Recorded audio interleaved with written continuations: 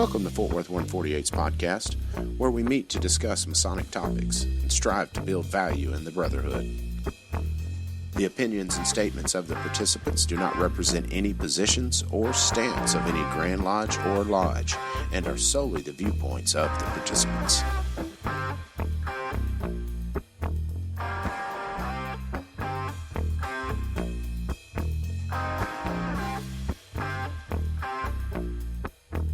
Welcome to the Fort Worth 148 podcast. I am Billy Hamilton, past master and current Tyler for Fort Worth 148.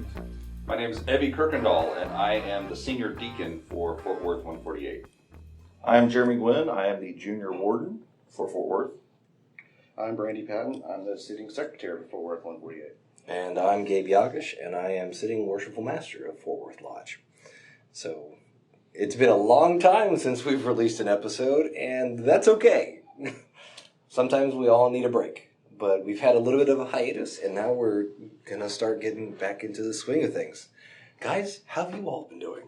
It's interesting that we've, so it's been long enough we've all changed offices, and it wasn't like recently, it's been a couple of months. Yeah. And it still feels weird to say past master. I'm getting used to it. So. Indeed. People tell me I'm master of the lodge, and I'm like, really? Yeah. Are you sure? How did this happen? Yeah. I don't feel like master of the lodge. Things sure have changed, though. I mean, it wasn't like this last year. We're actually meeting in a room together. It's crazy. No, we're not going to go there, though. So. Yeah.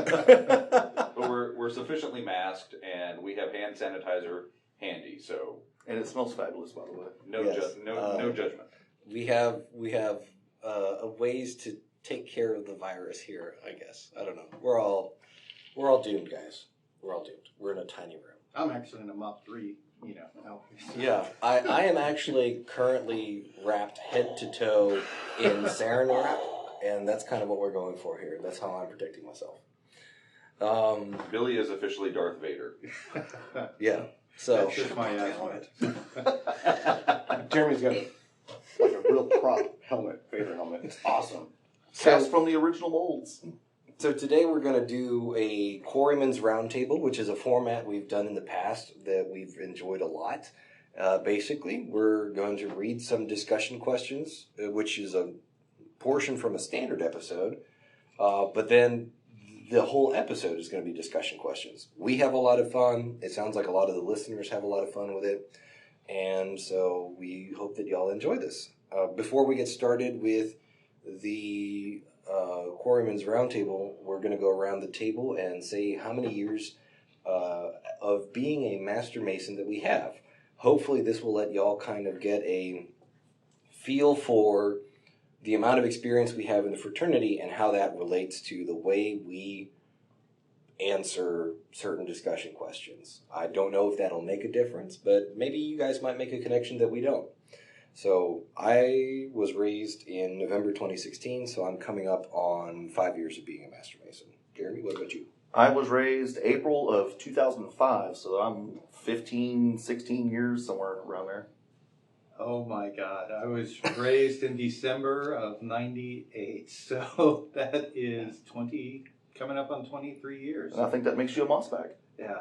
Yeah. I was 7 years old. Thank you for that, Gabriel. And let the record show that Billy just grew 3 more gray hairs after that comment. What about you, Evie? I just came up on my 4-year anniversary of being raised. Congratulations, by the way. Thank you. And I was raised in March, so the youngest here by a lot. And already a secretary. Yeah. It's amazing. Godspeed, my friend. I think I've done more work in the 6 months than he did in 2 years. Well, it's not a shot because with COVID we didn't do a whole lot. How many? That's true. How many good standing certificates did you issue in 2 years? 3, 4? I've done 6. That's hilarious. Oh, that's good. You saved me from saying, well, as worshipful master when he was secretary, no comment. We also did not lose our charter, so thank you. You did There is that. perfect job. You preserved our charter well. Preserved our charter. And I will say, as junior warden, you're doing an excellent job too. Oh, well, thank you. And as Tyler, holy cow, couldn't ask for a better Tyler. Yes. Yeah. You definitely have that You door stay time. out. You You stay tile that outside door. in a wonderful way. And now I'm snoozing, so I'm gonna stock with the accolades. You tile that door. You're out there. Actually, and the great thing about it is while I'm out there, I'm actually working on stuff. So I bring my laptop, and I actually this last time I was working on a talk that I had to give on Thursday, so it works out for me as well. And hopefully, we'll actually have some EAs and fellow crafts so I can have people to teach. Yeah, We have an EA. and we But he wasn't have a there. brand new EA. So we do now, yeah. He's about to start working nights apparently though. We'll see. Okay, well, we'll figure that one out. Yeah. We'll work with them.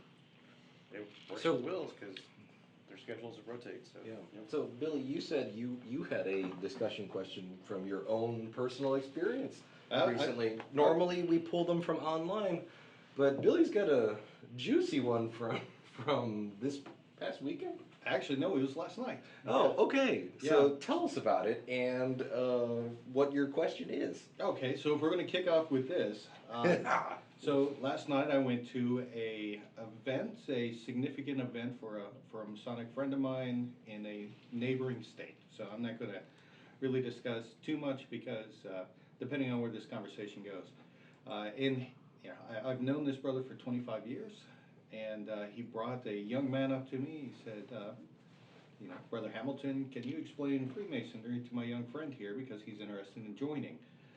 And I get into, it's, the fraternity means a lot of things. You are given some tools to help become a better person. You're introduced, but the real benefit is being introduced to brethren who can help bring you up, right? People of a like mind. So the problem is this young man immediately went into what he knew about the Illuminati and lizard people to the point to where the Illuminati are replacing people with clones and turning them into lizard people. And so right off the bat, and all sorts of red flags. And afterwards, my friend, who I respect greatly, said, so what do you think? He's a little into the conspiracy theories, but I think he'll make a good Mason if we can kind of get past all that. And my concerns, well, I guess my question before I get into it is, my question is, when you talk to someone who's interested in Freemasonry and you start getting these red flags, and more specifically, if they're not from your lodge, do you feel obligated to tell the other person your concerns? And it's similar to guarding the West Gate, but I guess if it's not your personal lodge, where do you think our duty lies in airing our concerns? Well, that's a big question. So if you've got a prospective candidate, I definitely think it's our duty to, feel, okay, first of all, is he just sharing what he's read? Or are these actual beliefs? Does he believe that this is actually taking place? But then I feel full on obligated to say, oh, listen, look, man, there's crazy people on the internet. You can't believe everything you read out there. There's a lot of people that just make up fun stuff for the fun sake of telling stories. If it's a brother who believes this stuff and they really, I say, I think you're wrong. I think you're mistaken. Or tell me how you came up with this. Where have you heard this from? Who told you this? Why do you believe this? Or do you really believe this? And start drilling them down, because I believe this. You get a few bad apples that I'm afraid may taint the fraternity. That's kind of my take on it. Well, I also feel that he's obviously out there. A little bit of education. Talk to the kid. He might be a great person, just confused. And that comes up to me, I'm looking for red flags. Obviously, it's a red flag, but he might just be a goofy kid. Yeah. Make sure he's not. Try to make sure they're sane, because we've had that before. Yeah, like is this guy an immediate security threat? Is my number one question. Yeah. Because we've had incidents like that at our lodge, and some recently, right, where we've identified No names, right? But actually, the first stated meeting of my year as master so far, we were visited by a gentleman who seemed fairly harmless, but in some aspects did seem like he presented a security threat. And so, we were very polite, and we made sure that he got to eat dinner, and we sent him away with an extra plate. But, we kind of made the executive call. Like, this dude does not seem like he is appropriate to have around in a family environment. And a little bit of that was maybe not straight up like lizard people, but one of the things that he was talking about was the fraternity and employment connections and how people are able to just kind of magically generate job offers from it, basically, and how he wanted to get in because he knew then that he'd be rich and stuff. And it was just like, man, this is weird. And there were other things that I won't go into that identified him as like potentially a threat, so but we had him escorted. But if somebody, if somebody came to our lodge and was like, I want to become part of the lizard people, I'm like, get out. I think I have a little bit less of my tolerance level is, I think, maybe a little bit lesser than y'all's for that, probably, because at that point I'm just like, nope, gone. Do not talk to me again. And the Lord saith unto Felicia, fare thee well. Well, I think that there's also this idea that conspiracy theories and people who engage in them aren't necessarily a threat in and of themselves. There are a lot of people out there who hold a lot of things dear, and they believe things that I think are wackadoodle. And just because somebody has like wackadoodle ideas about what the Illuminati is, if there's an Illuminati, are there lizard people? Is the Illuminati, replacing people with lizard people? I mean, those are definitely out there ideas. But I don't think that it necessarily means that someone is unqualified to be a Freemason. I'm trying to take a more measured line here. The other side of that is, I think that it is a matter of conversation with this person to find out, what is this genuinely something you believe? Is this just are you just talking about? Because we've all had conversations about the Illuminati. We've been to esoteric discussions about the Illuminati. We've learned about the historical and the historicity behind the Illuminati, and we've talked about them as an organization and who and what they really were. And we've also all heard the conspiracies, and we all get hits. I don't know how many times you all have gotten hit up on Instagram to be a member of the Illuminati, but I know I've come across at least 2 invites. Yeah. To be Join part of the now, Illuminati. Seeing Eye, 33rd degree. It's Yes. like, what? Yeah. Money signs. Money signs, yes. Yeah. And so it depends on, I think, the intent of the person, and are they really engaging in this? Are they taking it to a place that suggests a mental health issue? And if it's a mental health issue where they genuinely believe in lizard people, they genuinely believe that Freemasonry and the Illuminati are somehow commingling, or that they are involved, then you're not joining Freemasonry because you want to be part of a fraternity that is for the things that you talked about. You're joining Freemasonry so you can be involved in the lizard people talk and the Illuminati talk. And that's not what we do. Mm-hmm. And that's not what, we don't. Let's just be honest. Anybody who's out there listening to this podcast, we don't. Not that you're going to believe me if you already think that, but we don't. And so I think that's and I would absolutely have no problem recommending to a brother that, you need to take a closer look at this guy, because I think that you're looking at this person through rose-colored glasses. Hmm. Because there's some definite, this is raising, I won't say that they're the red flag factory, but they are definitely real estate adjacent to that factory. They might be the red flag distributor. Yeah, they might have zoning difficulties with the red flag. Exactly. So I don't want to dismiss them out of hand, because obviously this brother probably knows this person in a much larger context than we do. Mm-hmm. We're just getting, and you just got this like little glimpse into, and so it's really difficult. But I would still advise my brother to say. And a big question beyond that is, okay, regardless of whether this guy knows the prospect or not, right? The big question is, okay, hey, you sat there with me, or presumably you have heard this before, while this dude went and talked about the Illuminati and lizard people and the New World Order and all sorts of other stuff.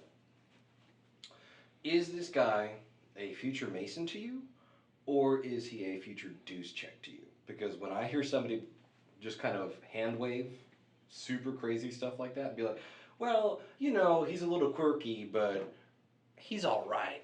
To me, that is like he's just a dues check, you know, That was because actually the first thing I thought.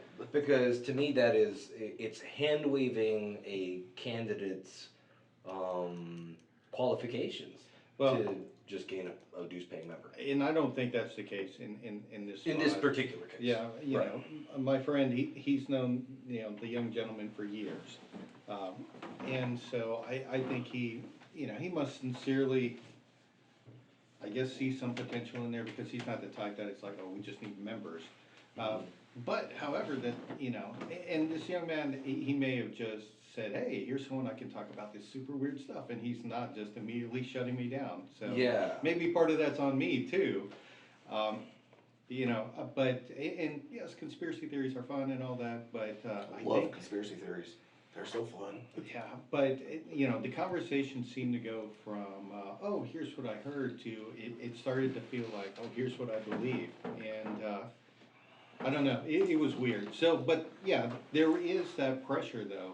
I mean, because every time we go to a meeting, we hear we need members, and so there's almost like this push to accept anybody, right? You know, hey, are you breathing? You're alive, let me check your pulse, you're a good fit for my lodge. You know, and that's just not the way it should be. Yeah. You know, it's kind of that, But on the flip side, I wanna play devil's advocate for a minute. okay, So let's say, you know, your friend knows this young man.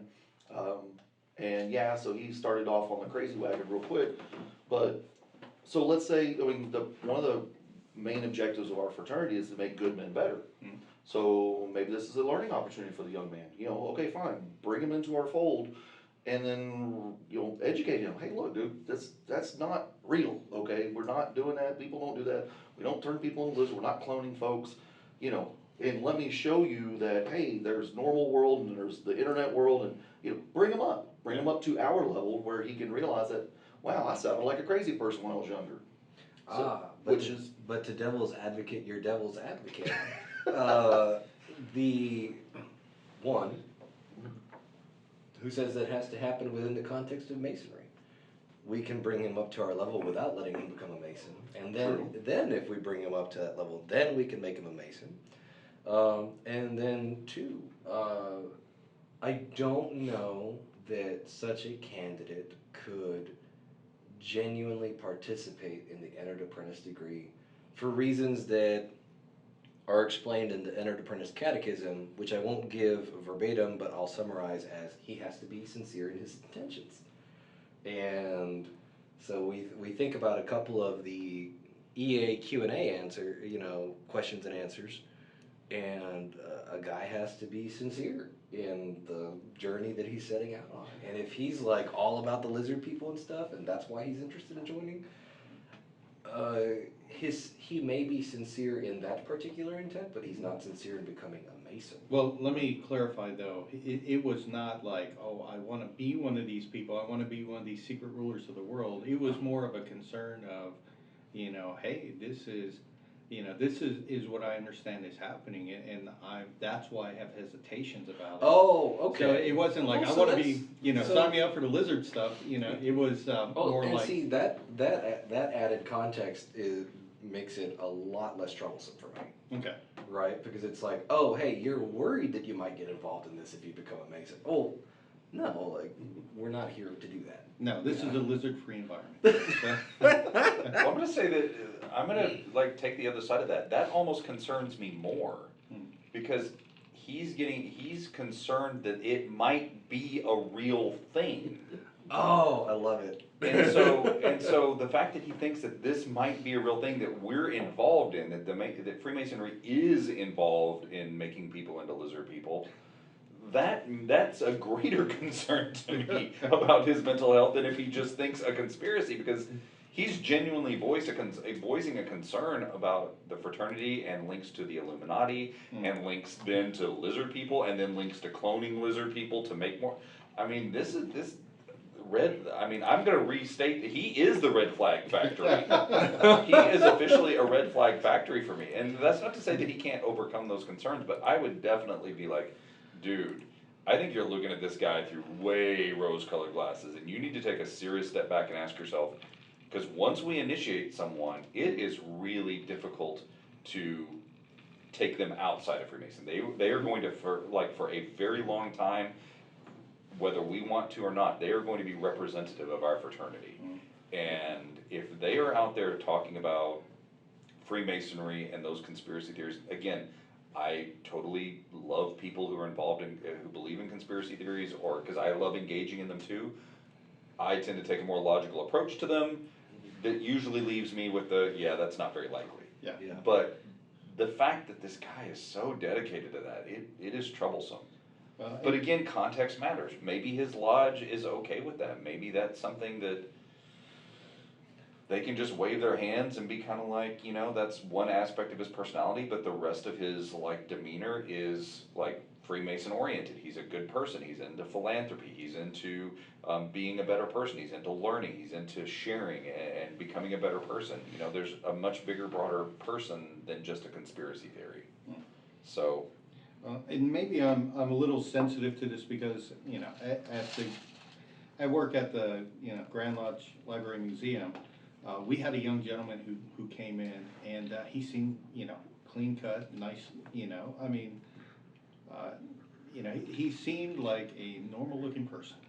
And he came in, and he had these weird tics, when he would talk to me, and he said, oh, well, I have Tourette's, and it causes me to make, motions and stuff like that.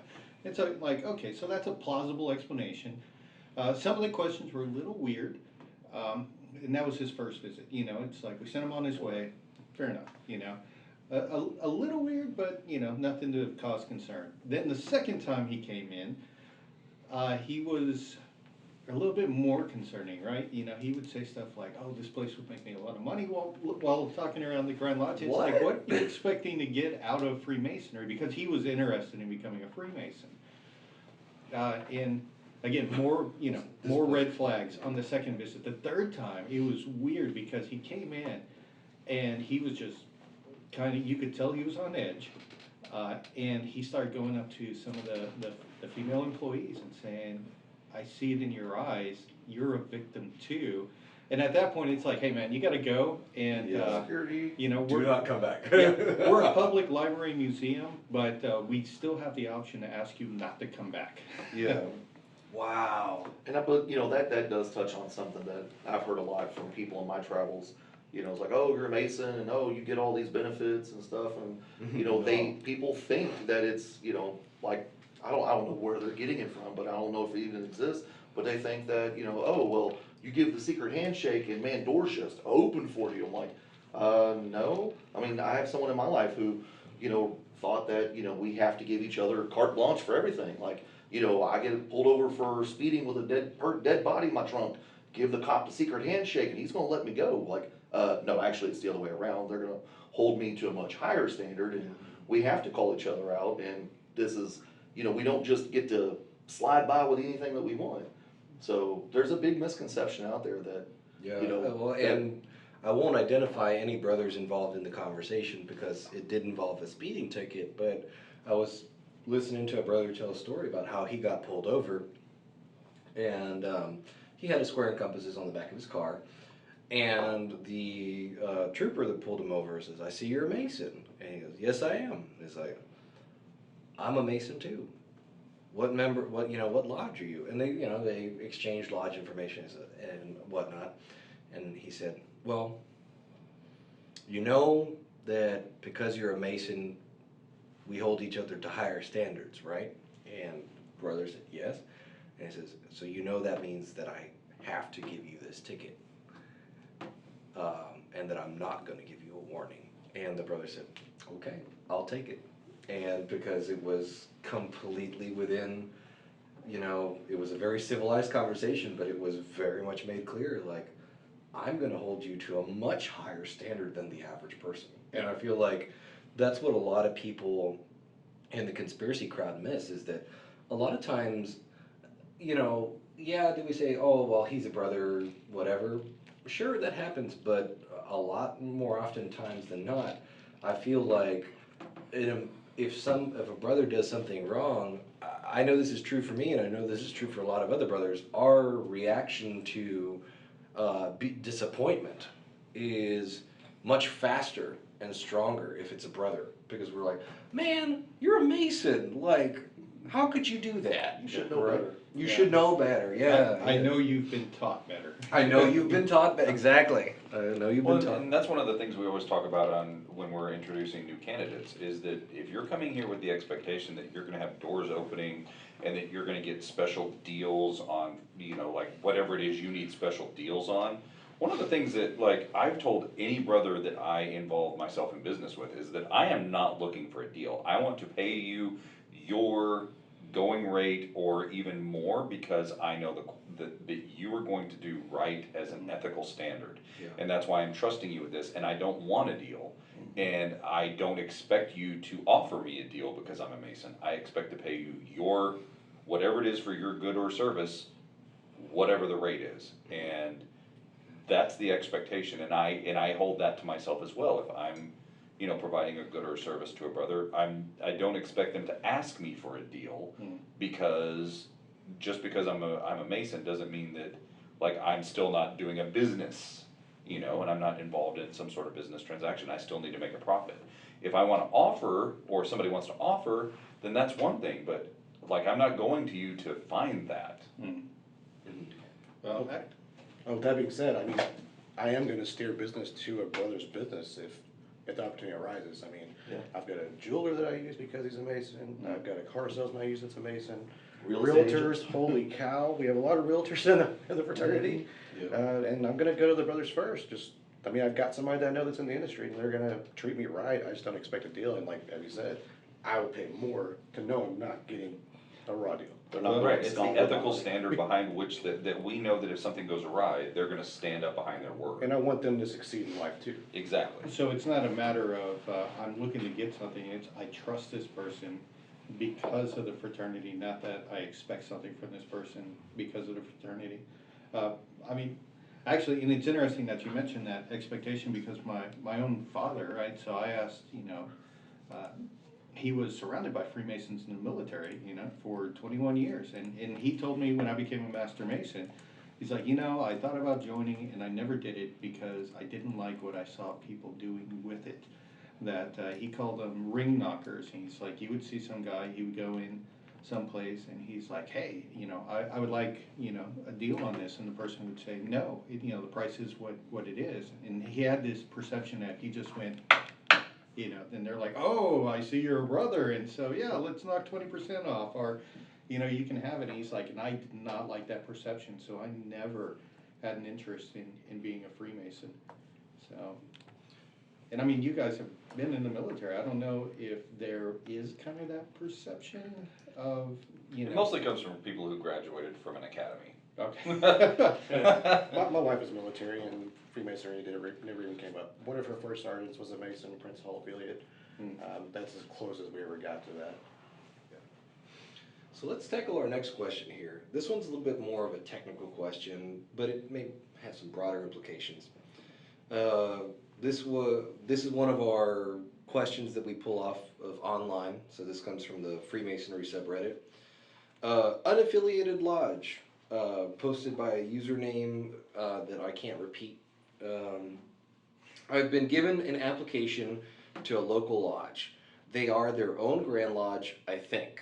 How could this differ from the path of an official lodge? I've been interested in this path for a while, and somebody giving me an application has made me decide to go forward. What do we tell this guy? Run away, run away, So- run away. Here's the address at the Red Flag Factory, because Right? you can't get any more red flags than that. We don't recruit. We don't recruit. We don't recruit. We can't recruit. Do not recruit. We're Not allowed banned to. from recruiting. Let me put a disclaimer on that. In our jurisdiction. In our There are jurisdiction. some jurisdictions that are permitted to recruit.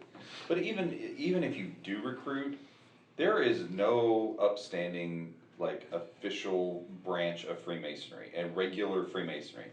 And I mean that to also include, like, organizations that the Grand Lodge of Texas may not recognize, like the French Orient.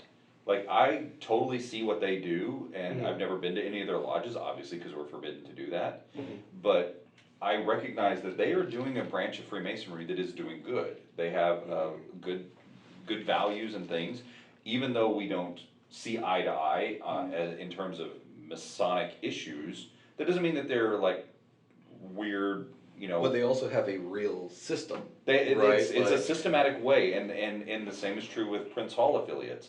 We might not do Freemasonry the same, but we, at least in Texas now, in most other states, and I'm looking at those states right now with a side eye who don't recognize Prince Hall affiliates, we look at them and say, we recognize the brotherhood of what you bring to the table. If you're gonna come to me, and none of those organizations do anything resembling that, they don't call themselves their own Grand Lodge, they don't, and they might, let's give them the benefit of the doubt, they might actually be decent people, but it starts to sound like a multi-level marketing operation. Well, and there's some it's that really creepy. do function as multi-level marketing. Exactly. Right? But yeah, no, like if your local Grand Lodge is its own Grand Lodge, you're not gonna have a good time in the long run. Like, best case scenario, you end up with a crowd of guys who are all very good dudes who do community service and maybe have some very profound philosophical things that they can contribute to you, but you can never join a regular pendant body. You can never visit other lodges. Nobody in regular masonry will call you a mason, right? And like, And they're it's not automatically even- gonna be suspicious of you from the moment you walk in the door. Exactly. Even if you wanna leave that world behind, they're gonna come to you, if somebody comes to us from one of those organizations, we're gonna look at them with a very suspicious eye and probably go through a much more intensive, investigative process I'd because say of that's that. fair, yeah.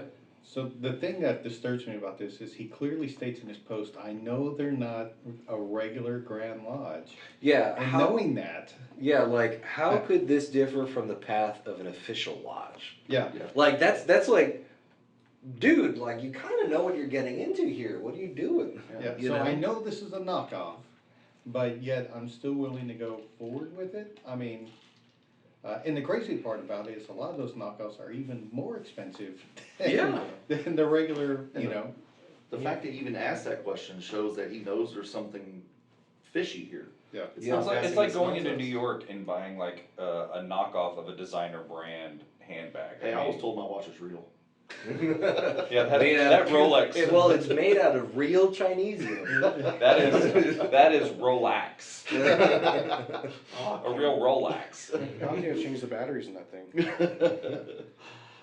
But yeah, the fact that the guy brings up, says, well, how's this different? I mean, he's obviously, Bro. like I say, this, so if this person was in my presence and he asked that to me, to my face, I would say, heck yeah, it's like, yeah, pursue with Freemasonry at a different lodge. I just saw the username. That's Yeah. a great one. It's like, Yeah, I'm not gonna say it. I can't repeat the username. But- That's the problem. But, if he's interested in masonry and sometimes just receiving a petition is the catalyst that they need to take that first step, then great, go for it, man. Just find a lodge you're more comfortable with. Yeah. Because if you're already asking questions, you haven't even filled out the petition yet. You have a very small circle of Masonic friends that Yeah, have exactly. local lodge. Yeah, so I figured this would be kind of a clear-cut question, but I did want to bring that one to the table just so that and this is a question that we frequently revisit, but it's one that's worth having. So, one of our other questions here is, what would you put in an apprentice's kit? And this is posted by Tiki Jack. Man, that's so relevant to us. And yeah, so we say, his post says, I binged Lodge 49 this week, and I really loved the scene where Larry Loomis, the Sovereign Protector, gave Dud his old Squire's kit. I don't know what any of that means.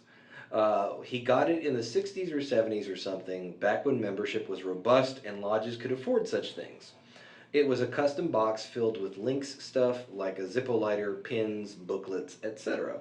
So I was wondering if cost really wasn't an issue and your lodge gave me an apprentice boxes of stuff, what would you put in it? So what would you guys put in an apprentice go bag or something? Literature. Literature. Okay. What kind of literature? Oh, all sorts of literature. Well, I do need to point out that the Lodge worked. He's now Captain America. So, you don't get the reference. I've never watched Lodge 49, so I have no idea what you're talking about. It's actually pretty relevant to kind of what we go through. It's very Oddfellow-y. It's very Oddfellow-y? Yeah. Okay. Yeah. The links. Okay.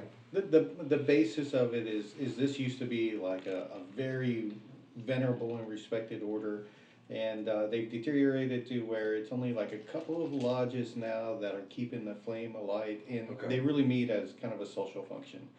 And in the course of the couple of seasons they had out, this new guy comes in and he's like, hey, I'm convinced there's something more here, there's a reason I'm here.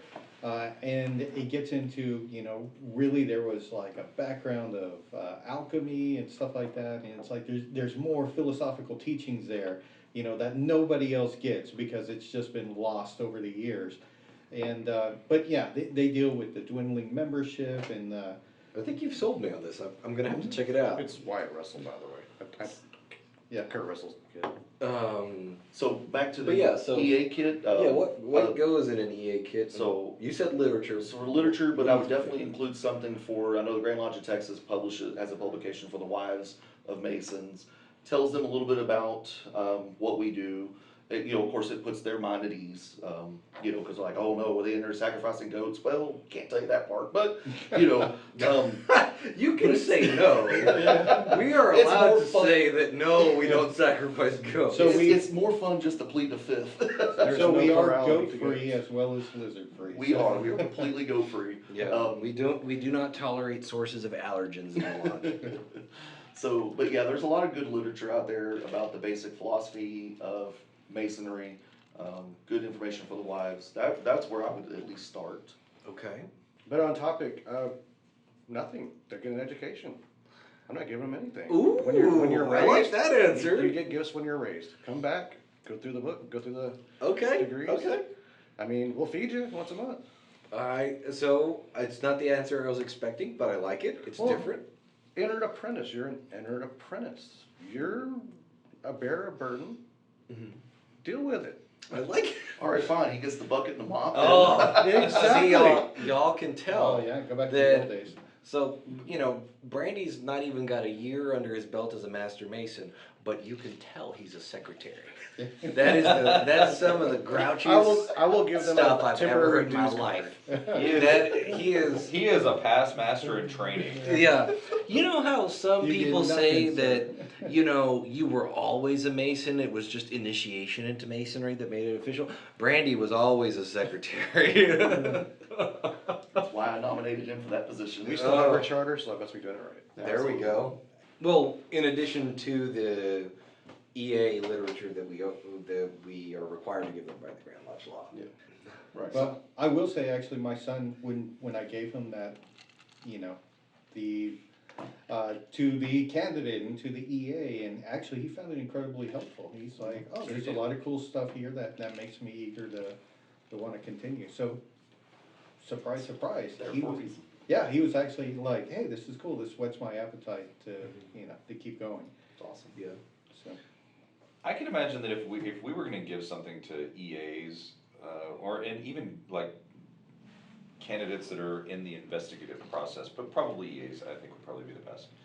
I would imagine, I have this like romantic notion of like putting together like a Da Vinci Code-esque kit, where each piece has no relevance on its own until you go through the degree to which it is relevant to. Ooh, And I so- like that. So then it's almost like a puzzle box where you're trying to figure out and then the use becomes available to you after you have the information that it is related to. So after you go through the fellowcraft degree, something that relates specifically to the fellowcraft degree. Like a tactile working tool or something. The Yeah, working something. tools. Symbol. Yeah. A Yeah, symbol. well, I mean, you can do, I think the working tools are a little like, I mean, I don't get me wrong, I appreciate them like the next Mason. But I'm talking about like generally like something that's much more mysterious, that you look at this and it's not just like a working tool of the degrees. Like It's like the Ashlar. yeah, like you see like something in there and you're like how, and then it has a use afterwards that gets tied into some sort of, some part of the Masonic education that comes after each one of those degrees. And I could, like, I'm imagining like this, it would take a lot of work and a lot of thought, and you would have to have a team behind it to generate such a kind of a box, but I think it would be a lot of fun. It would be really cool if, you mentioned Da Vinci Code, right? Yeah. One of the central plot devices in the Da Vinci Code is the cryptex, right? It's, for anyone that doesn't know what a cryptex is, it's like a little tube that has a number of dials on it, and if you have a password, you just dial in the letters in that password. And so we could give, when somebody gets elected to receive the degrees, we could say, hey, here's our letter welcoming you to the fraternity, so on and so forth. And by the way, here's a little cryptex. And then the password could be the entered apprentice's word. I agree, I think Because that would be a way and to. then inside is a message to the newly passed or newly raised Master Mason that has something to do with their future, because the cryptex is always something that protects a grade or something. So here's one of the, for those of you listening at home, I'm sure this is universal across a lot of lodges. The problem with coming up with great ideas is you just volunteered yourself to chair that committee. Thank you, Evve, for your volunteering for that position. We charge you with putting that together. Let us know how this Well, the works funny thing out. is, like, I think, it would, the hard part to me is not even the putting that part together. The hard part is putting it together in a way that makes the entire lodge, make it a cultural touchstone for the entire lodge. And for that, it takes a lot of work, it takes a lot of education behind the scenes, it takes a lot of getting up in front of, your stated meetings and explaining it to your fellow brethren that this is what we're gonna start doing. This is an investment in time and or money, or both, that we're gonna make to make the entered apprentice, the fellowcraft, and the Master Mason's degree a richer and more fun experience that has that sort of air of mystery to it. Because one of the things that I think is somewhat missing, besides there is the mystery behind going through the degrees. When you go to an EA degree, and you're especially when you're the candidate, you don't know what to expect. You have no idea what you're getting into.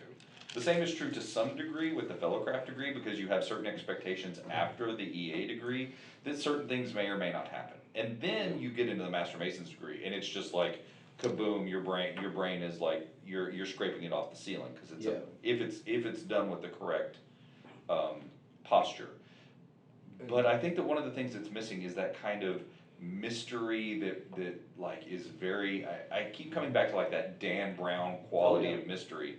The Lost Symbol, which by the way, not that I'm plugging it, but it's gonna be a TV show on Paramount Plus. Yeah, or something like that. The Lost Symbol is already out. And which I think is a giant love letter to Freemasonry, but at the same time, there is a certain sense of mystery and a certain sense of puzzle and like solving puzzles, and there are a lot of people that I think that would definitely speak to. I know we're going to be, I'm not trying to segue into that question, but I know we're going to be talking about certain types of lodges in the future, and I think that this would segue really nicely into topics of those, the kind of the quality of the lodge and what it's doing. So something that I would love to see is more references to operative masonry, right? So Billy and I are going through the grades. We're going through the grades of the operatives right now. It's a invitational body for Royal Arch Masons, and the grades of the operatives are structured around what it might have looked like to actually get initiated into stone masonry, right?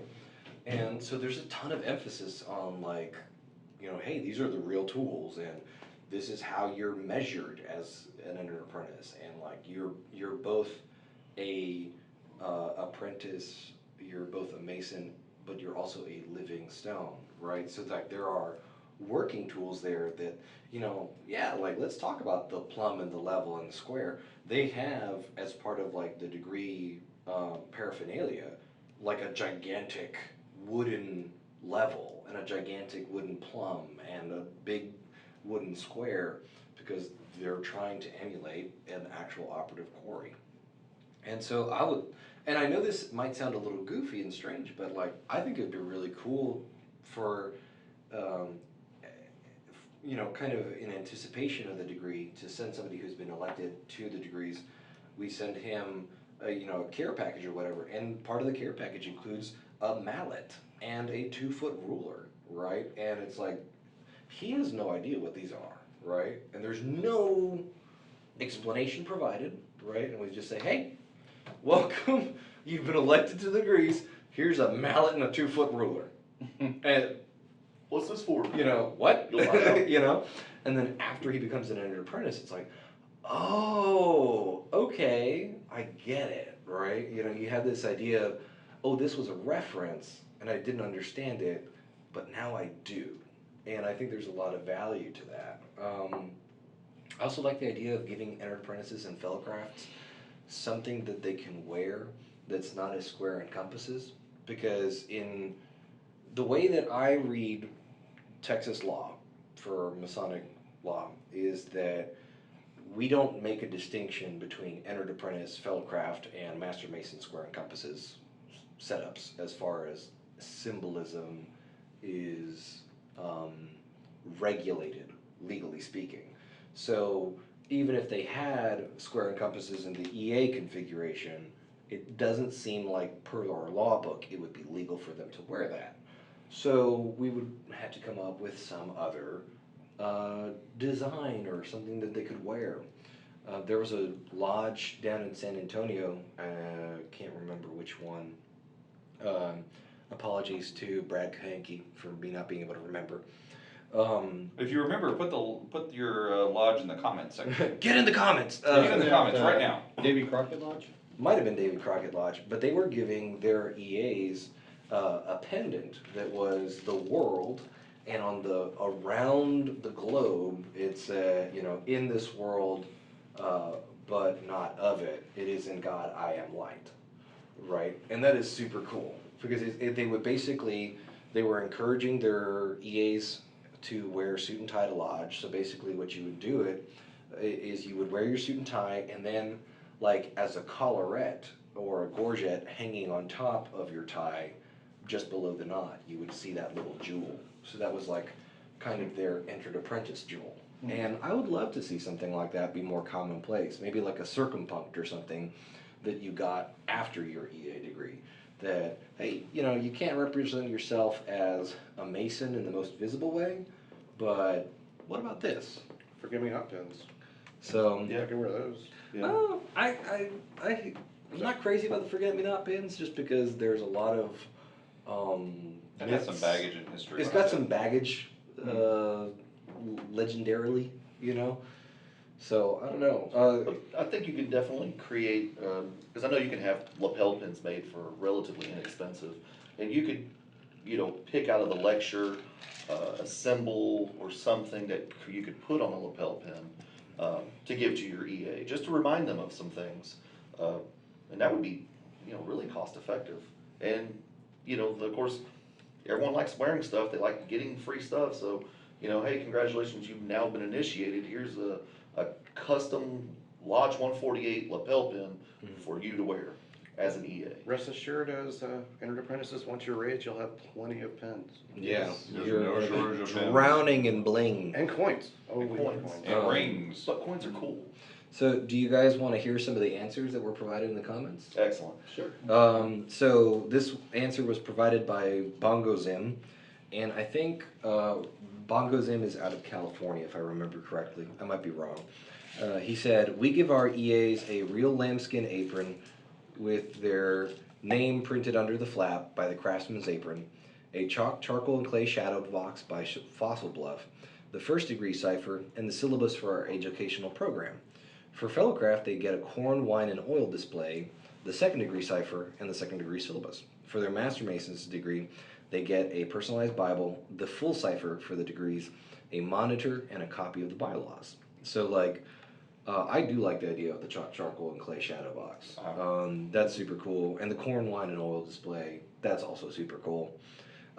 We've got a couple people saying 24-inch gauge and common gavel.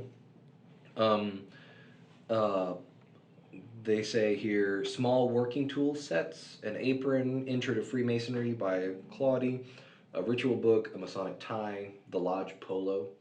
So that's in a jurisdiction where they're allowed to wear stuff that, as non-master masons. And then here's a very adventurous one that was actually posted by the original poster. And I say adventurous because I want to respectfully say to the original poster that this is cool, but it's also not representative of Preston Webb work, and it would be pretty confusing for most American entered apprentices. So I had a great idea last night, a reflection box. When a candidate is initiated, he gets a box that is basically a chamber of reflection in a box.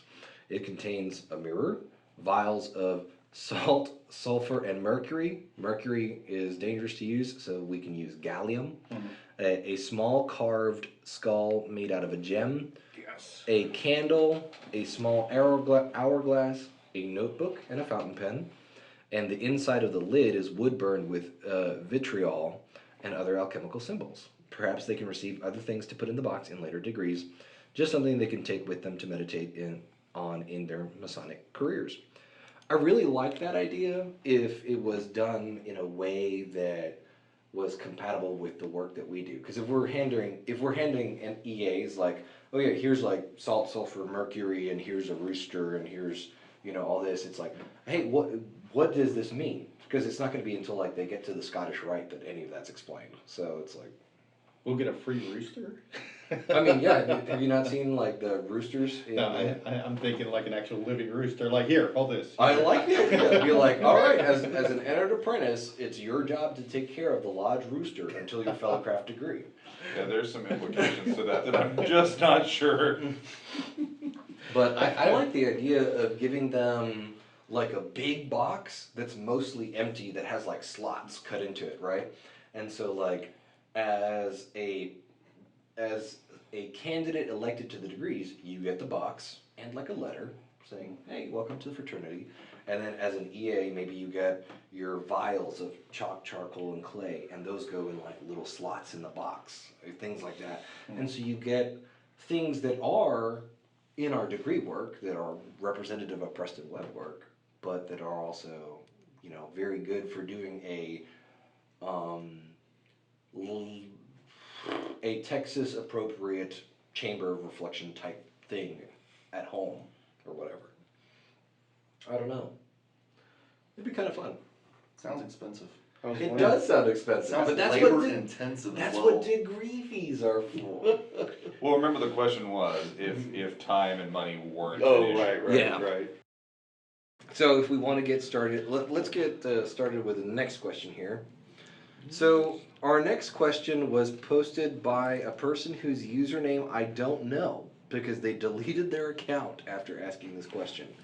But it's also from the Freemasonry subreddit, and the title is Traditional Observance Lodges, Helpful or Hurtful? Hello, brothers. I attended my first TO Lodge meeting today. My experience with this lodge up till my attendance and the meeting itself had left a lot to be desired. I also can't help but think it's really not, quote, solving anything. Not that it has to, but in my region, there seem to be other obvious priorities. It seems to serve as a point of fracturing the fraternity, like an internal competition to the Blue Lodge system. Is there nothing done in this lodge that can't be done at a regular Blue Lodge? Just curious what others here think. Are TO lodges an evolution, or a sign fracturing, or a sign of fracturing between brothers and lodges? So that's our question here. It's written a little bit antagonistically, but what do you guys think? So, I guess the first question is, TO lodges, have you been to a TO lodge? I'm a member of a lodge that is... That's right. Well, Yes. so actually let me clarify. We are A best practices lodge? We are a best practices lodge that engages in observant masonry. Okay. Have you guys been to a TO lodge to I kind of haven't. see what the difference is? I have not, and if I'm being honest, I don't have a desire to. Okay. Ooh, okay. I saw T.O. Lodge mentioned, I had no idea what it was, so. Okay. Very young Mason here. Okay. Okay. So define it, please. For our co-hosts and our listeners that are unfamiliar with traditional observance lodges, the idea of a TO lodge or a European concept lodge or an observant lodge, those are all similar, but mostly, they're different but similar. Lodges that are very dedicated to formal Masonry and a very serious Masonic experience. So we're talking about lodges where, yes, there is a dress code, and you're expected to show up in a dark suit or a tuxedo. Yes, like you are going to take a while to get through the degrees, and if you take a year to get through your entered apprentice degree and a year to get through your fellow craft, then that's normal. It is expected that there's education. This is a lodge where you might see that guys go the extra mile and buy real candles, right? For instead of just electric lights. You're not going to see a whole lot of emphasis on reading of the minutes. You're not going to see a whole lot of emphasis on handling the more mundane business of the lodge during normal meetings, right? So like a lot of stuff will be handled outside of the meeting, and then based off of how your jurisdiction handles stuff legally, they'll present a report that's written or whatever and pass it around, and then everyone, the motion is, hey, I move that we accept all the committee reports as distributed, seconded, passed, right? Where your stated meeting is probably going to be quarterly or every other month or something, and you're not going to be doing business. You're going to be initiating somebody or passing somebody or having an educational talk, and there will be festive boards, right? Like agape feasts or festive boards, and there's a real emphasis on we don't do, you're not doing the meal before the meeting, you're doing the meal after the meeting, and there's always going to be some sort of formal dining program, right? So I don't want to make it sound like this is like the only correct way of doing Masonry, but there is an emphasis on bringing back best practices and taking things very seriously. Yeah, and the ritual may even begin before you even enter the room, that you may Correct. enter in a ritualistic form, fashion. Yeah. There's incense burning, maybe the use of music. My lodge uses incense, and we process into the room in an orderly fashion. Mm-hmm. And there's a specific order to how people sit down and everything like that. Or end with the chain of union. And we end with the chain of union. Yeah. So, for those that don't know, the chain of union is something that is, per Texas regulation, we can't do it while the lodge is still open. So after the lodge is closed, everyone gathers around the altar, joins hands, and then, depending on the lodge, a final prayer might be said, or some sort of hymn might be sung. It just depends on what lodge you're in and what they prefer to do. Sounds awesome. It does sound awesome, but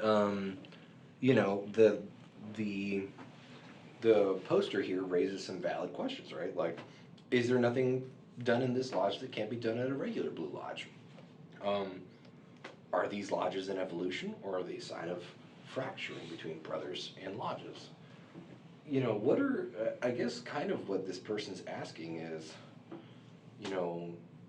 why do we have TO lodges, and what can we do in a sense that wouldn't require them, Billy, I'm going to let you lead off, since you kind of have a pretty good familiarity or understanding of traditional observance. Well, I don't think any of it's required, and I don't think there's any aspect of a TO lodge that cannot be done in a regular lodge. Mm-hmm. It's just a different way of doing things, right? More of a purist fashion, I guess, and at least what they view as being purist, trying to focus more on the masonry and less on the mundane. Mm-hmm. So TO lodges, when it comes down to it, the term TO usually signifies that they're a member of, The Masonic Restoration Foundation. that's right, the MRF, yeah. And so that's a very specific group that they all, they have kind of a set of practices that they engage in. But any lodge can say, you know what, I kind of like that, let's start doing it in our lodge. There's no reason why, Fort Worth 148, every once in a while, we use incense. There's no reason we can't do that. Yep. There's no reason we can't use real candles. There's no reason we can't use the procession going into the lodge if we so chose, because there's a lodge in Dallas that does that, and they're not a TO lodge, but they still use that process. I mean, you can do, when it comes down to it, anything that you think improves masonry for your lodge, you can do. I don't think it's a sign of fracturing as much as it's just a different way of doing things. I don't see it neither good nor bad. It's, and when you visit different lodges, every lodge does things in a slightly different fashion. Yeah. This is just, they do a larger set of things in a different fashion than most other lodges do. Yeah. And they've kind of put down in writing that they want to do that. Yeah. Yeah, it sounds to me like the person who posted this question is a bit disenfranchised. It sounds like they don't really care for that method of masonry. So that person might benefit from attending a different lodge, joining a different lodge. I mean, because as Billy mentioned, every lodge is slightly different. Every lodge is a representation usually of the local culture. And every lodge has its own entity and its own kind of a culture. So if what doesn't work for you in one lodge, you might be really happy with the lodge down the street. Well, the other direction, if you really, really want that and your lodge doesn't have it, couldn't you get a lot of that in an independent body? That's a valid question. Some of it is found in an independent body. Yeah, I would say that there are things that guys that are there are things that guys look for that they find in TO lodges that are found in independent bodies, but not all of those things are found in independent bodies. So if that makes sense. One of the things that and this is just my view, this is the uneducated, profane view of this, but one of the reasons that I really have never found TO lodges to be of particular appeal to me is because I think that they evolve out of, or have developed out of, a dissatisfaction of the craft as it is practiced. That there is a feeling among the brethren that the value of Freemasonry has become reading minutes and going through committee reports and those mundane things that we talk about, that I firmly think should be if it takes more than 3 minutes to read the minutes or to go over the minutes, that is entirely too much. I think minutes are a giant waste of time, except in specific instances where there's like a discussion has been carried over and we need to revisit it so that we can continue it. That's the only value that minutes have in my view. Knowing that the lodge was opened in due and ancient form at a certain time has zero, in fact it has negative value in my view. In fact, I could not emphasize how little value, and I feel dumber for having listened to it when it gets read in a lodge. In a century, though, someone's going to want to possibly look at that. No, and that's why we totally record agree. it. That's why we record it, not reread it. We don't need to reread what we lived through a month ago. If your memory is that short for 30 days, then let us do something else to facilitate your entry I'll into read this. faster. It's not even about that really. Well, and so- I think that there's just so much of that there's been so much of a focus on that and so much of a cultural shift to those sorts of things to make Freemasonry, first of all, easy to get through. We've done everything in our fraternity to make it easy to become a Mason, to make it cheap to become a Mason, to reduce every obstacle to being a Mason, to make their memory work as memory light as possible. Like everything has been done because the people in power think that the big reason that we've seen dwindling membership is those things. Like the memory work is a problem, and the time commitments are the problem, and the esotericy is the problem, and all of those things. And I think that what we have discovered, especially as the millennial generation is becoming part of our lodges, especially as the Generation Z is becoming a part of our lodges, is that there is a recognition that all that stuff was a bad idea. That making it easy was not a good idea. That making it simple and cheap and esoteric light and meaningless essentially has left a shell of Freemasonry. And so now I think TO lodges are the pendulum swinging radically the other direction. And I think that the answer isn't in TO lodges, and I don't think TO lodges are an evolution of Freemasonry. It's a version of Freemasonry that I think is very valid in response to the meaningless husk that some lodges have become.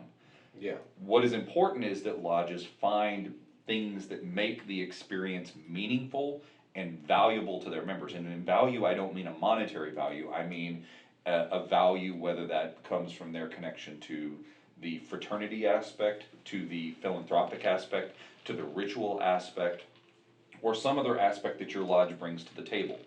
It's the meaningfulness and the mindfulness of Masonry that has been stripped away when you focus on minutes and committee reports. Oh, yeah. When you get back to the meaningfulness and the mindfulness that is at the center of Freemasonry and the education, you have everything that somebody gets from a TO lodge without the stuffiness and without the tuxedos. Because I will tell you right now, I will not go to a lodge that requires a tuxedo.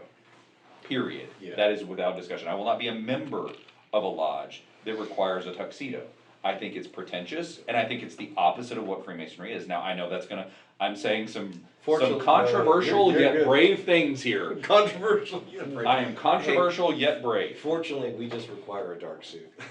And those are all, and that is not me shading those people or those organizations. My point is that I don't think we need tuxedos to make Freemasonry valuable.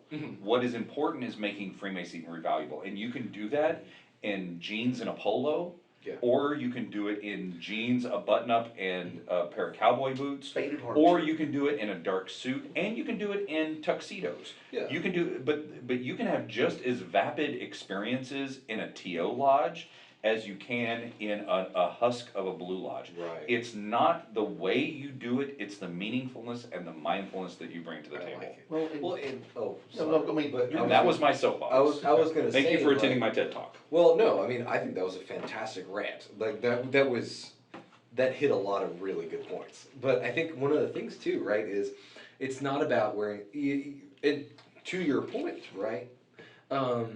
It's not about requiring the wearing of the tuxedo, which a lot of places might, or requiring the wearing of a dark suit.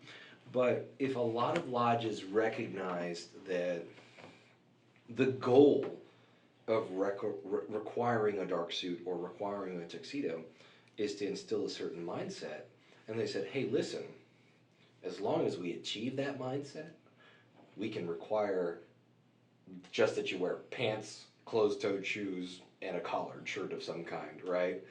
And as long as that mindset is achieved, right? And so I think that you hit something, you kind of hit that nail on the head, is where's the attitude coming from? Right, and to kind of backpack on what Eddie said, you've got two extremes. You've got the super fussy, extreme hardcore, this is how we're doing things, and then you've got the extreme lax lodge. And I think the correct answer is somewhere in the middle. Yeah. However though, if someone is extremely happy with TO lodges and that's what they love to do, then by all means, go get your masonry that way, because that's what your lodge should do. You should provide what the members want and what they are after. Yeah. So personally, I'm more in the middle type person. Yeah. Well, and I think it also speaks to the differences in religious observances. There are people that really appreciate a high church experience with the incense and the braziers and the psalms being sung instead of recited, and the robes and the cloaks and all that stuff, and the candles. I get it. I love that high church experience. I think that there's a place for it. Yeah, right? And I also think that there is a great place for the come as you are experience, the place where you see cargo shorts and flip-flops and t-shirts in your worship experience. You don't have to dress up to have a meaningful experience, is the point. And both of those are very valid expressions, and there are gonna be people that have a more comfortable experience in one versus the other. But I think that one thing that everybody has in common is the mindset going into that sanctuary experience, that it is a sanctum of meaningfulness and mindfulness. And that everybody, well, at least most of the people that go into that get some sort of connection to a greater experience. And if you're not getting that greater experience from your lodge experience, then I'm gonna ask why. And if it's because it's 30 minutes of minute reading, and then followed by 45 minutes worth of committee reports, followed by 25 minutes of new business where there is a debate over a budget, that is not a meaningful experience. You just invented the worst lodge meeting I've ever heard of in my And, life. but got how led many, into that but meeting. how many people have been to that meeting Yeah. and are like, I'm like holy actively Mary, having nightmares. it's a horrible experience, and that same experience can happen whether you're in a TO lodge and you're doing all those extra things, or if you're in a blue lodge in rural West Texas where there's like barely enough people to open up, an EA lodge. Yeah. It can happen in both places, or you can have the most profound experience of Freemasonry in either one of those. So it's not, I think, about what you're wearing or what's being burned or what's going on. It's about what the people bring to the table. Yeah. Well, I want to interject, because what Evie just described, the horrible lodge meeting, reminds me of a gentleman that, member of our MWSA, the Master of Wardens and Secretaries Association. He's got a hard stop at 1 hour. At 1 hour after the meeting has started, he gets up and walks I out. know exactly who you're talking And about. I love him. I told him a couple weeks ago that I'm gonna grow up and be as cool as him. Is it really an hour? Cause it seems way less than that. He No, the meeting starts I at know- 7, at 8:01, he is already out that door. I know And exactly I love him what and I he's talking respect it. I'm like, dude, that's awesome. I can't wait till I can do that, because by golly, I will. Because Evie's right. The meeting should not, we don't need someone to sit there and read the calendar of events for everything that's going on when we all have access to the calendar. Yeah. It's a published thing. Yeah. So. We have technologically challenged brethren though. We have the that technology. only get that in lodge. And that's fine. They can stay there. I will walk out the door with this brother at 8:01. I have actually. Or even better, I will print out a Google Calendar with all the events on it in large font so you can read it. So I mean, I have that's actually, not to- I have actually checked out of a lodge meeting with that brother. So I know exactly. And I, what I you're look forward to I it. love those things. I like, those are the things that make lodges grow and better, because there's a reason that there are lodges that have a dwindling number of people, and that there's a reason why lodges are flourishing right now. So there are a lot of lodges out there that are growing by leaps and bounds. Yep. And it's because they've embraced a meaningful experience, I think, versus a vapid husk of a Masonic experience. Oh. Those that are having meaningful experiences, whether they're TO lodges or whether they're just blue lodges that are jeans and a polo, growth is gonna happen because meaningfulness, and when it's not because we make it easy. I think that we need to make catechism more difficult. I think that we need to bring more study to the table. I think we need to bring more education to the table. We need to have people that are coming in, because they're not looking for an easy Masonic experience when they come to us. They're looking for a meaningful Masonic experience. And the meaningfulness is all about what we learn. So. well, in defense of the dress code, by the way, And I get off on I know I rant on the dress code. No. It's not, my rant is not about the dress code. It's Well, about everything attached. It's about to it. everything that's attached to it that could be just as bad. Yeah. right, well, I feel that your dress code should always be representative of your constituency, right? It should be what the members choose. But I will say that, the tuxedo aspect, I always thought, well, it's kind of an elitist way to do it. And don't get me wrong, I love wearing a tuxedo as often as possible. But I never really thought of it in any other context until I visited a lodge in Manhattan, New York. And I was told by the secretary when I contacted them to visit the lodge, they're like, the expectation is tuxedo and gloves. And they're like, and it's not an elitist thing, but it really is to make sure that everybody is truly on the level. Because you can have an investment banker sitting next to an auto mechanic and they're dressed exactly the same. They have gloves on, so you can't see which one has rough hands and which one has smooth hands. And so it really does make it to where You do not look at the person. I know of a lodge, not the one that I'm a member of, but I know of a lodge that if a member joins and he cannot afford to buy a tuxedo, they will buy one for him precisely for that purpose. Yeah, and when I went to visit them, they actually had a brother who was traveling, and he was traveling for work. He just had work clothes, and he showed up. And the master made a point to say, I specifically told this brother that he could wear what he had because it was more important that he sit in and visit in lodge with us and on how his appearance is. You know, so it's like, you know, even though we expect tuxedo, that doesn't mean we're going to turn away someone just because they don't happen to have a tuxedo with them. And there, in some countries, there's actually an expectation, right? So, you know, the expectation is in European countries and a lot of Latin America, it's expected that you show up wearing tuxedo, right? Like straight up, that's the minimum, right? And if a brother shows up and he doesn't have the clothing that he needs, they actually have, and I cannot remember the name of it, but it's actually like a uniform that you wear. And the closest thing that I can describe it to being is like a black choir robe or a black judge's robe. And instead of wearing a suit and tie or a tuxedo, you wear that instead. And so it's very, everyone is dressed in some form or fashion very equally. So, And mind you, just to make this clear to everybody who's listening and to everybody in the room, my beef is not about the dress code. It has more to do with the response that it has. But if we were to embrace more of that sort of environment where everybody, in addition to wearing our aprons, were to wear a cloak or a judge's robe or something like that, I'm not opposed to it. In fact, I would be totally on board with wearing like cloaks and making it like truly like that would be stinking cool. So, brother secretary. all right. So we have a new budget item. But yeah, no, and so before we move on to the next question, I wanted to say that, like, as a member, I'm a member of 3 lodges, Billy's a member of a bazillion, you know. Only 5. Only 5, In right? the state. But, like, so I belong to, obviously, like, I'm sitting master of Fort Worth Lodge, and we have a very, flexible culture that, one of the things that Fort Worth Lodge prides itself on is we work with what we've got and we do whatever we need to get to the next level. And so, our business code is basically business casual, right? And we encourage guys to dress up if they want to, right? But we're never going to turn anybody away, right? And then I belong to another lodge, Ocean Lodge, that is, kind of suit and tie, not necessarily dark suit and tie, but suit and tie, and it's a festive board lodge, and that's the only item of business. We really just do festive boards. It's not an observant lodge. And then I belong to Mercury Lodge, which is an observant lodge. All right, and all of those 3 lodges provide very different experiences, and all of them are very fulfilling in their own way.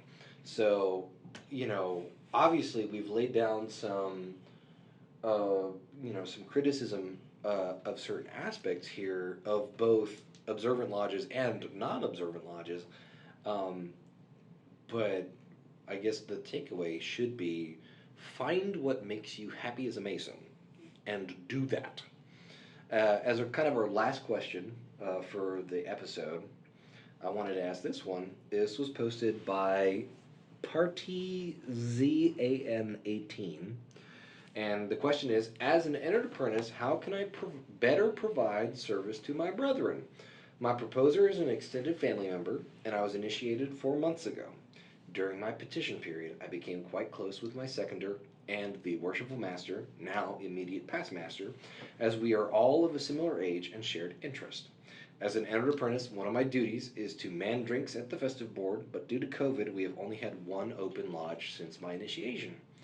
However, I'd like to do more for the craft, and I was wondering, what can I do to work towards becoming a better Mason in the eyes of my fellow brethren? In your experience, what sort of conduct stood out as exemplary? Go! Well, as I think about the entered apprentices that we've had, because obviously COVID has kind of universally affected all of us in some way, shape, or form. I look back over those entered apprentices that were caught and sucked into COVID and that were affected by it, and either their progression was delayed, or there were people that weren't even allowed to be initiated because they fell into that time frame whenever we weren't actually meeting. And I think that the big value was those entered apprentices who acted as social or just some sort of contact and kept in contact with other brothers, with themselves, and made it clear that just because that COVID was going on, that they hadn't lost interest, that they were still looking for education, looking for opportunities to learn more about the craft and read more, and asking for recommendations about, like, what can I read, what podcasts can I be listening to, what YouTube channels can I be subscribing to deepen my understanding of the craft, so that when we do get together, I am the best equipped EA to move forward in the craft and advance. I don't think that it's more, the best thing that I can recommend that an EA bring to the table is their passion. And when they bring their passion, that's more, we want that more than fees or initiation fees or labor or anything like that. We want you to be present and passionate. I like it, and I agree with you. What has stood out to me the most, and not just with the EAs, but I mean, EAs are welcome. Volunteer for stuff, get involved. If there's a committee, heck, start attending investigation committees. Tag along. Obviously, you can't, at least in our jurisdiction, an EA can't do the investigation, but they can tag along. And it's always good in any interview process to have a second set of ears, because everyone's going to hear different responses. They're going to hear the same response differently. They're going to interpret them different, and that may prompt a different question, so that way we can vet valid candidates to make sure we're guarding our West Gate properly.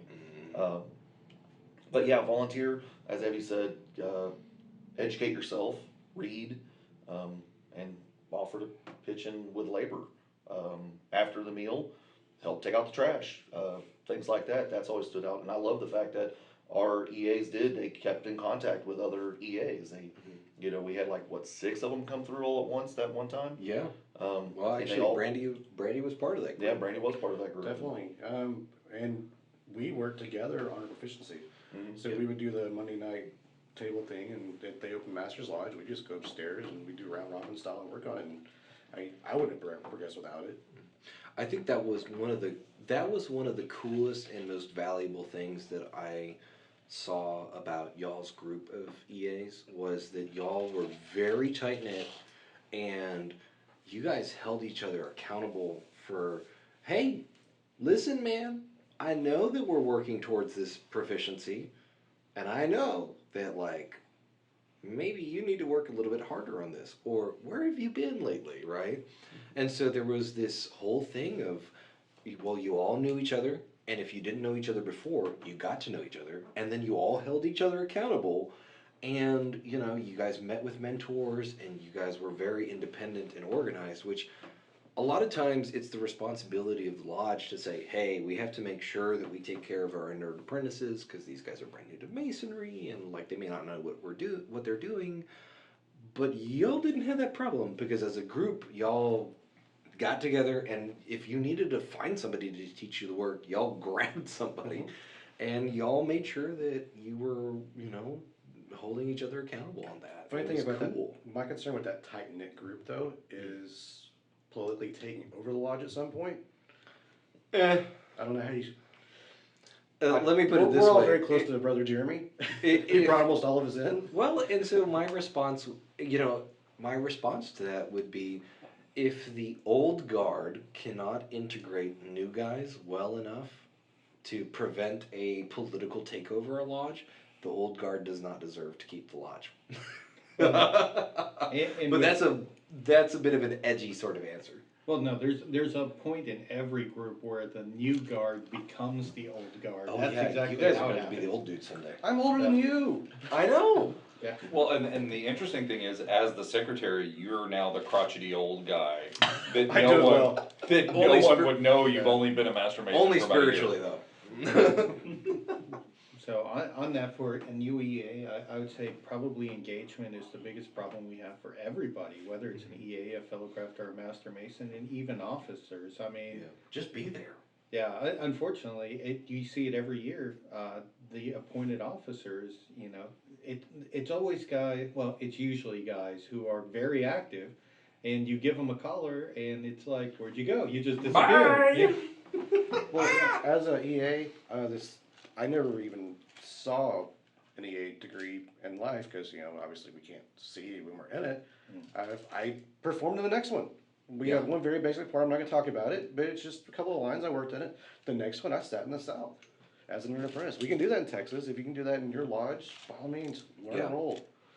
I think an important part too for a new EA is to try and emulate what you learn in Freemasonry. The most interesting comment I've heard about Freemasonry is Freemasonry really teaches you to be a better citizen. Whereas your church teaches you to be a better, perfect your soul as opposed to perfect your citizenship. And so, as a Freemason, I would hope that in your public dealings, that you would be a little bit more generous, a little bit more upstanding, a little bit more understanding, that you would really internalize those teachings that are in Freemasonry and exemplify it before others. And it sounds kind of weird, but maybe it's something as small as, not driving like a jerk in traffic, Yeah. or maybe just being a little bit more gracious when things don't go your way, not being the Karen at the restaurant, and saying, hey, I get it, don't worry about it, let things pass that aren't important, let the small things remain small, and maybe just kind of being cognizant of that you're representing a larger brotherhood and showing what that means to other people, I think will do more for the craft than anything else you can do. Because unfortunately, especially right now, we need those people that are, the fine, upstanding citizens. As we become more divisive as a country, I think we need people who act like brothers that are visible to kind of counterbalance this weird divisiveness we have everywhere right now. Absolutely. And that's one of the things that I think that Freemasonry has done or does really, really well is it puts a lot of people from a lot of different ways of life into one room, into one organization, and says, whether you like this person's political views or not, whether you like this person's views on subject X, Y, or Z, they're your brother. You're not going to in anger strike them. You are not going to disparage them either to their face or behind their back to someone. You are going to respect them. You are going to treat them with respect. And if you are going to disagree, you're going to disagree with respect. And you are going to whisper good counsel when you think someone is misbehaving. You're not going to call them out on Facebook or on Instagram or on social media. Although we do see some of that still making its way around from time to time between Masons. The vast majority of us get along really, really well. And I know from personally that there are people that I have become very close with that had it not been for Masonry, our circles of influence and connection would have never overlapped because we just come from 2 or 3 completely different walks of life. Tagging on to that, let's go around the table really quick. When you joined Freemasonry, so not right now, but when you joined Freemasonry, what were you doing for work, and did you know anybody sitting at this table? I was a reservoir engineer for a oil and gas company. I did not know anybody at this table. I was doing customer service at a bank, and I did not know anyone at this table. I was working at Taco Bell. Again, you got to remember that I joined in '96, so I was a fresh young lad of 21. So I was working at Taco Bell. It was in a completely different state. I had no idea that. And what about Fort Worth Lodge, when you joined Fort Worth Lodge? Fort Worth Lodge, I was in management with IT, actually, and I didn't know anybody here. I just showed up one day and said, hey, I'm interested in, because I was inactive for several, for quite a number of years. I'm like, I'm interested in becoming active again. And I actually showed up to visit a different lodge. And you guys happened to be doing dinner, and I went up and just clicked with everyone and decided this is the lodge, I'm interested in joining. I moved to Fort Worth for a job. I'm in the beauty industry, and I did not know anybody in this lodge. In fact, it was the first lodge that I found in a Google search that was close to me. And when I walked in, I knew that it was the place for me because someone asked my name, got to know me, and not in that let me see your dues card kind of ask your name, but like got to know me. And then on my second visit, remembered my name. And that I knew that right away that this was going to be the lodge that I was going to be at. I didn't know anybody here. In fact, I don't think that I think Gabe, you were the senior deacon the year that I got. That's correct. That I became affiliated with this lodge. We've known each other for My entire basic 4 years. Yeah, I think I'd been a Mason for about a year whenever I joined Fort Worth Lodge. I work in auto salvage. I knew Jeremy. He was at my wedding. We hang out together. So I'm the exception to the rule here, apparently. Yeah, but that's also because you joined way after Jeremy became a Mason. So, And weirdly enough, my brother was a Mason, entered apprentice. He didn't progress, but that's the only connection I had, and I never really thought about it. Just kind of inapproachable. Yeah, as far as kinda- blowing open your social circles, I was telling Brandy just the other day, it's like one of the fun things I love about masonry. I have sat down and had drinks with people that I otherwise would have never, ever. Last And weekend. isn't that's the craziest thing, right? Like, none of us would have really met each other, right? Like, Brandy, you knew Jeremy, right? But and I think this goes for a lot of guys in our lodge. Most of us would never have met each other if it hadn't been for masonry. There would have been no reason for for specifically Fort Worth Lodge, because some of us were Masons prior to becoming members of Fort Worth Lodge. Well, and they're just like you were mentioning, like our social circles. Most of them don't, in a Venn diagram, don't have any overlap. Zero. Like like in the beauty industry, it's a pretty restrictive like bubble of people and things that I interact with. I would not have any reason to interact with somebody in the oil and gas industry, or in the automotive industries, or in the Grand Lodge industry now that you're in. If you can call it an industry. Had drinks with doctors and lawyers, and I'm like, man, these guys are. I am way out of my socioeconomic class here. And to me, like, I work in the architecture industry now, which is really different from oil and gas. But three of my coworkers are Masons, right? And it's the weirdest thing to me, because before I would have gone, wow, I never would have expected to find anybody here. But now I know, like, two of the guys that sit closest to me are past masters of Arlington Heights. And it's just the weirdest thing to know Masons at work. And so the crossover's finally starting to happen to me before, though. I had surgery 15, 20 years ago, and I had dinner with the surgeon through Freemasonry. Oh, that's awesome. Dr. Stella, you won't remember me, but... Wait, he's the one that did surgery? Yeah, he's maxillofacial surgeon. So. Oh, wow. That's amazing. Yeah. I have a funny story to tell you about Knights Templar afterwards. And then you run into brothers all over the place as well. I mean, I was sharing with you guys earlier, I'm in seminary, for those of you who don't know. I ran into a guy who saw my ring and was like, hey, I'm a Freemason too. He's an international Mason. He is coming to school from Costa Rica, but I would have never run into him had it not been for Freemasonry. And it's this really weird thing. For our listeners, to clarify, this person is a member of the regular Grand Lodge of Costa Rica. He is not a modern and international Mason, which is a clandestine group.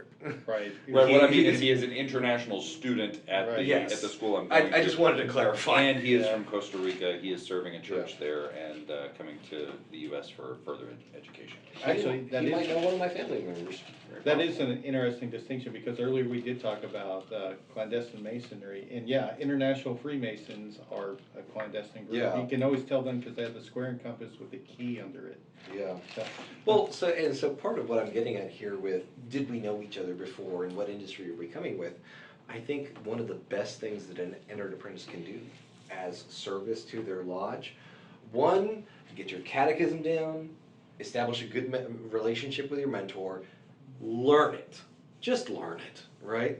And then two, get to know the guys in your lodge, right? Like, and now what Jeremy said and what Billy said and what Evie has said and what Brandy has said is all super valuable, right? Especially helping take out the trash, right? Like, that's a huge thing because after a lodge meeting dinner, you're gonna have having served as junior warden, I would say 3 to 5 bags of trash at least, right? But the number one thing you can do, get to know the dudes in your lodge. And don't just be members of the same lodge, become friends. So, but we are hitting our wrapping up point. We actually hit it a while ago. So we'll just do our usual sign out. So folks, if you want to learn more about the podcast or Fort Worth Lodge, you can find us at fortworthlodge.com or fortworth148.org. You can email us at info148@fortworth148.org. And we are planning Texas Masonicon 2022. It's going to be great. You can find more information at texasmasonicon.com. Actually, and speaking of Texas Masonicon, we're going through the process right now of confirming speakers. Yes, we confirm a year in advance, which is why we didn't try to rush something together for 21 as much as we really wanted to. But yes, we are confirming speakers right now. We have several that have confirmed. Yes. And some of them are pretty exciting. Some of them are very exciting. We also wanted to give a shout out for the March 5th, am I correct? Alamo 44, 175th anniversary. So, Brad yep. Russell, Brad Billings, Deputy Grand Master, wants to have 1,000 Masons march from there to the Alamo, which is also the anniversary of the fall Alamo, 186th. So be in San Antonio, March 5th, 2022. Yeah, March 5th, put it on your calendar. So we'll begin our sign out. This is Billy Hamilton signing off. This is Evve Kuykendall signing off. Jeremy Gwinn signing out. Brandy Patton, sign up. And this is Gabriel Jagush.